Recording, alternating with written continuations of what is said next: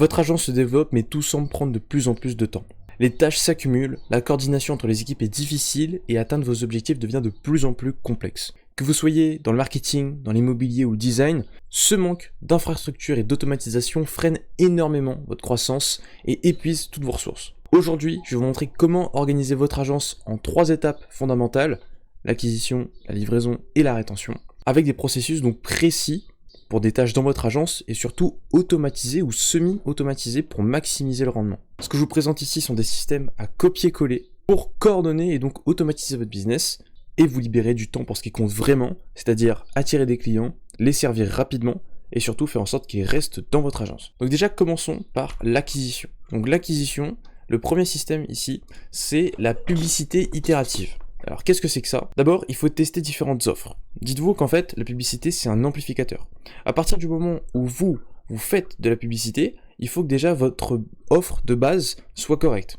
Si votre offre est égale à 0 ou à 1, et ben au final, si vous faites du coup grâce à cet amplificateur un x10, x100, x1000, ou du moins que vous essayez justement d'appliquer un levier sur votre offre de base, ça va juste pas marcher. 1 ou 0 fois 1 million, c'est pas énorme. Par contre, si ce que vous faites, c'est déjà avoir une bonne offre, que vous la mettiez peut-être à 5, 8 ou 10, et que derrière par contre vous appliquez un levier cette fois-ci de x5, x100, x1000, enfin qu'importe, l'effet sera beaucoup plus impactant.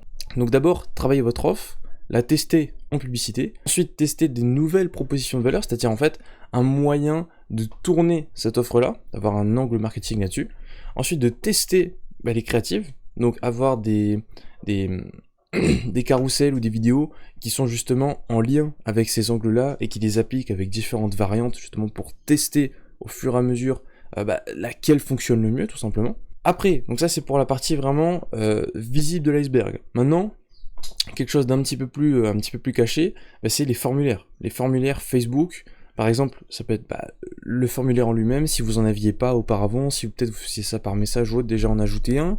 Ensuite, pourquoi pas changer le titre du formulaire pour qu'il soit peut-être plus accrocheur, changer le nombre de questions pour augmenter la qualification, la page de capture, pareil. En fait, il faut vraiment prendre ce process-là, et si vous voulez l'adapter en fonction de l'objectif que vous avez. Si par exemple vous voyez que vous avez un manque de qualification lors de l'acquisition, alors il faudrait peut-être songer à augmenter le nombre de questions, ou peut-être carrément changer d'audience. Enfin, en fait, il y a tellement de choses à tester que ça prend du temps, et c'est pour ça que c'est très important de respecter ce process-là pour pouvoir ensuite itérer en fonction des résultats que vous obtenez. Et derrière, évidemment, même après proof of concept, en fait, il faut toujours tester. C'est-à-dire que même si vous avez quelque chose qui fonctionne à peu près bien, il faut toujours avoir un petit budget derrière pour tester des choses, pour pouvoir vérifier s'il y a d'autres éléments dans le marketing, dans Facebook, dans votre niche, qui pourraient fonctionner justement en ads. Et pour ça, rien de mieux que de s'assister de l'IA. S'assister de l'IA, pourquoi? Pour qu'elle nous génère des offres, qu'elle nous génère des propositions de valeur, qu'elle nous génère des créatives, etc. Et que derrière, en fait, on puisse affiner les résultats grâce à elle. C'est-à-dire qu'en fait, il y aurait par exemple une base de données avec toutes les possibilités en fait que vous avez notées. Et derrière, en fait, vous pourrez ajuster en fonction, montrer les résultats des différentes campagnes que vous menez, et de demander à l'IA, écoute, concrètement, qu'est-ce que je peux faire pour l'améliorer? Maintenant, je vais vous présenter la deuxième automatisation, ou semi-automatisation, qu'importe dans l'acquisition, c'est le processus de maturation. Alors, qu'est-ce que c'est que ça? Donc, d'abord, on a l'arrivée des leads, qu'importe d'où ils viennent, que ce soit de Google Ads, des campagnes email, de Facebook Ads, qu'importe. Derrière, l'objectif, c'est de prendre un rendez-vous. Vraiment de réserver ce calendrier là.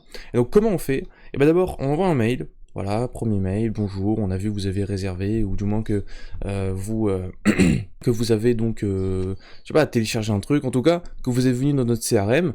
Donc concrètement, ce que je peux vous proposer, c'est qu'on prenne rendez-vous. Ok, réponse, pas de réponse, tant pis. Deuxième fois, dit bon écoute, on laisse 3 jours. Dit bon, bonjour monsieur, écoutez, bonjour monsieur madame, voilà, cette fois-ci c'est par SMS ou par WhatsApp, j'ai vu que vous êtes arrivé dans notre CRM parce que vous avez fait ceci, alors est-ce que vous aimeriez bien prendre un rendez-vous, si cela.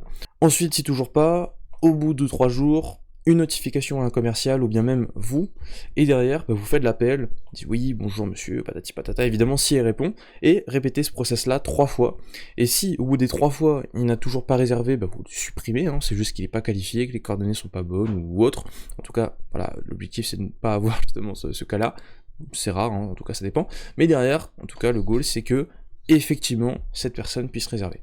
Et derrière, j'interviens sur comment on peut intervenir l'IA, dans la rédaction des templates, donc la rédaction des templates, que ce soit les templates de mail, de SMS, pourquoi pas les scripts aussi, que ce soit dans l'analyse des résultats, encore une fois, comme on l'a vu ici, dans l'interaction avec le prospect, si par exemple vous décidez d'envoyer ou de générer une conversation grâce à l'IA, etc. Enfin voilà, il y a énormément de possibilités, et d'ailleurs, si vous, de votre côté, vous souhaitez implémenter des process, vous souhaitez implémenter de l'IA dans votre entreprise, je vous invite directement à réserver un créneau dans mon calendrier ci-dessous, à une petite consultation, voilà, d'environ 20-30 minutes, dans laquelle on va discuter et voir c'est quoi vos problématiques que vous avez actuellement dans votre business, et comment l'IA, l'automatisation et les process peuvent intervenir pour vous faire gagner du temps, gagner en énergie, en tout cas, dépenser le moins de ressources possible pour avoir le plus de résultats en amont.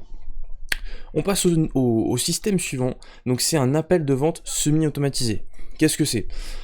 En gros, vous faites un appel de vente, que ce soit par vous ou par IA. Aujourd'hui, il y a des Google Meet qui sont possibles grâce à l'IA. C'est à développer en tout cas, mais je sais que ça existe.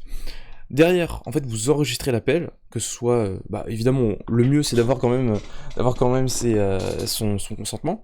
Et derrière, en fait, il y a une synthèse de l'appel qui peut s'effectuer par IA. Donc voilà, il y a des je sais plus c'est quoi les noms des tools pour faire ça. Il y a Loom, par exemple, il y a aussi, alors là, non là, je sais plus c'est quoi. Bon bref, c'est dans mes messages WhatsApp, faudra que je retrouve.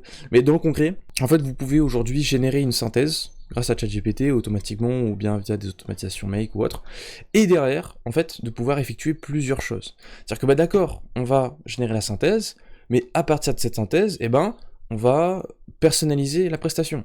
Exemple, vous avez donc des personnes avec qui vous travaillez, des collaborateurs, qu'importe, eux, ils pourront être là et recevoir une notification, par exemple dans un Slack, avec toutes les informations personnalisées, récupérées durant l'appel, qui permettront donc d'améliorer la prestation, de la personnaliser, et derrière, pourquoi pas même de suggérer des upsells avec un planning bien précis, qui pourrait justement bénéficier à la rétention de vos clients dans votre agence. Maintenant, un avis sur l'entreprise, le produit, qu'importe, voilà, si peut-être c'est un appel, vous savez, un appel de récupération d'avis, si par exemple, voilà, pareil, si lors de cet appel de récupération d'avis, vous, du coup, découvrez des informations peut-être cachées sur l'amélioration de l'expérience utilisateur, après ça peut aussi déclencher votre onboarding, enfin, c'est un mécanisme, à partir du moment où vous avez de la data, ok, et vous pouvez en faire ce que vous voulez. Voilà, on passe là-dessus. Maintenant, au niveau de la livraison.